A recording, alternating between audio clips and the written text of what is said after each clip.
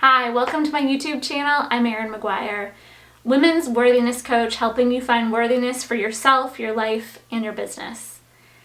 And today's video I wanted to give you is about narcissistic mothers and how growing up with a narcissistic mother or father, but particularly narcissistic mothers to daughters, how that affects you and some ways to start to begin to undo some of those patterns.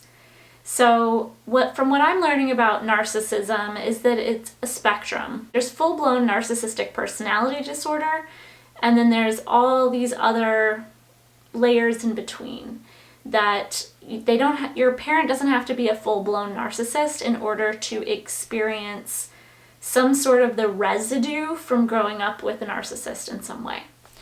And a lot of times if parents had any addiction issues, they were addicted to drugs or alcohol, narcissists lack security for themselves. They can be very insecure, or they are very insecure. They lack empathy, being able to feel and put themselves in other people's shoes. And then when we grow up with narcissists, we don't experience empathy from them. We don't feel unconditional love. It's really kind of all about mom. And it creates unhealthy boundaries, and it teaches the child a lot of things you don't want to have as an adult. Essentially, all of the crud you don't want to have as an adult is what it teaches you. So if you're a daughter that grew up with a narcissistic mom, your core belief is that you've internalized because of growing up in that narcissistic household is that I am valued for what I do, not for who I am. So growing up, there's no clear distinction between you and your mom. Therefore, you don't develop your sense of self. Sense of self comes from your mom, basically, and from what you do for her. So for instance, you might get a lot of love and attention when you did something good, when you got good grades, or when you cleaned the whole house. I had a client who, she got her love and attention when she did all the chores around the house, and basically her mom expected, her to keep the house immaculately clean. That was her role in the home, and that's when she got attention. And so we have this deep internal belief that we are valued for what we do, not for who we are. And many other debilitating beliefs that come with that as well. A strong sense of not feeling good enough is another one. And this teaches us to grow up as adults who people please, oftentimes struggle with perfectionism. Everything needs to be perfect. There's a fear of getting things wrong or doing it wrong. There's an internal sense of not really feeling comfortable in your own skin, not feeling content in life, no matter how good it is, because there's just this undercurrent. I used to call it the undercurrent of misery. It's no matter how great life seemed, I always had this undercurrent of misery going on inside of me that I could never quite shake. And it took a lot of years of meditation and all the work that I do for people, and the program that I have called Empowered Women leads you through the process, on my process that I use to heal myself and that I use to heal all the women that come with me on this journey to more freedom and feeling worthy, and how that just affects every area of our life. People that grew up with narcissistic parents, it's no secret we struggle with relationships, friendships, love relationships, and there's a big worry that you're going to pass those traits on to your children.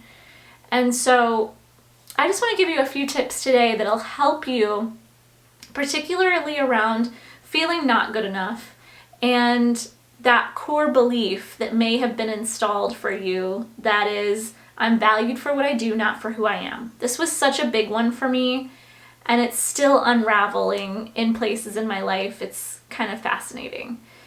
And so the one thing you want to do is you want to start developing your own sense of self.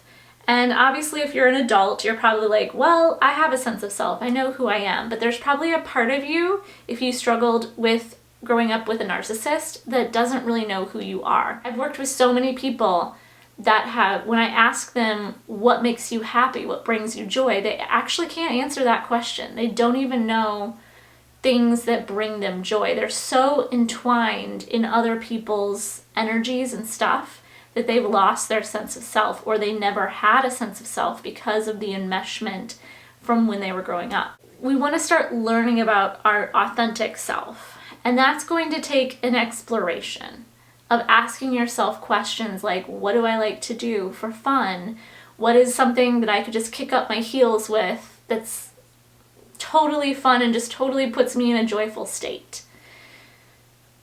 What brings me a sense of calm? Just these different kind of questions like that, very basic questions to help you start to develop what is your sense of self. Meditation is key in helping you to explore your inner world instead of, looking for validation outside of yourself and, looking for the answers outside of yourself, to start exploring the inner world. It's going to feel uncomfortable. You're going to have resistance to it at first, but it's the only way to your authentic self. And another thing I wanted to share too is making small promises to yourself. For instance, maybe your promise is you want to hydrate more. So you're making a small promise to yourself to drink 4 more glasses a day of water than you normally would. Something simple like that. Or I'm going to work out 3 times a week to move my body because I know that when I don't do that, I don't feel as good. Or I'm going to sit in silence for 1 minute. Nothing has to be, it's a small promise. It doesn't have to be this grand thing. I'm going to meditate for an hour every single day. It could literally be sitting in silence for 3 minutes. But things that are going to fill up your cup, small promises that you can make to yourself. I suggest just picking 1 or 2. Don't try to overload. I do that all the time. When I'm trying to make changes, I try to change everything all at once, and then I usually end up failing. If you make 1 small shift in your life, 1 small promise, something that's very easy for you to keep, you're going to probably stick with it. If you try to make it a big thing, like working out for an hour every day, that's a little bit harder to commit to. Life happens. So make it simple, make a small promise to yourself. Meditating for 3 minutes a day is a really great one to start, or even 3 times a week.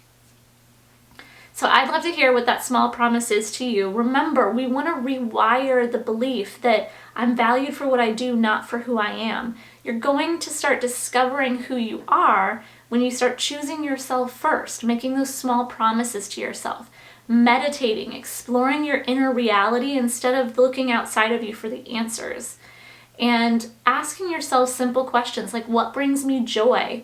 And being open to that changing and exploring different things that you may not have thought about yourself before. So again, I'd love to hear from you. I want to know, what is a promise you're going to make to yourself? Did this video resonate? Do you have a narcissistic mom? And I know these things can be uncomfortable to talk about. Talking about our parents not being the best parents is almost seen as shameful in our society and looked down upon. And we're not here to beat up our parents, because you know what? That they learned that from their parents. These are generational things that get passed down, and the buck stops with you. If you have children, don't let this cycle get passed on to them. And if you have adult children, start doing your own inner work now and show them a different way to be. It's never too late. And these generational patterns can stop. And it's truly how I believe we're going to heal the world together, by first healing ourselves. Subscribe to this channel if you haven't already. Hit the subscribe button and that little bell. That's going to let you know when new videos come out, which we try to do monthly. And leave any questions you have below. We'd love to hear from you for future videos. Those are always great ideas. Thank you again for watching, and just know that there's support there for you. If you're somebody that's struggling right now in trying to understand this process of healing from a narcissistic parent, I have a great program. It's called the Empowered Women Program, and it leads you through a very clear roadmap to helping you overcome those patterns that happen from growing up with a narcissistic parent. And I'd be happy to help you. There's also therapists that specialize just in dealing with daughters of narcissistic mothers. So there is support out there. You're not alone.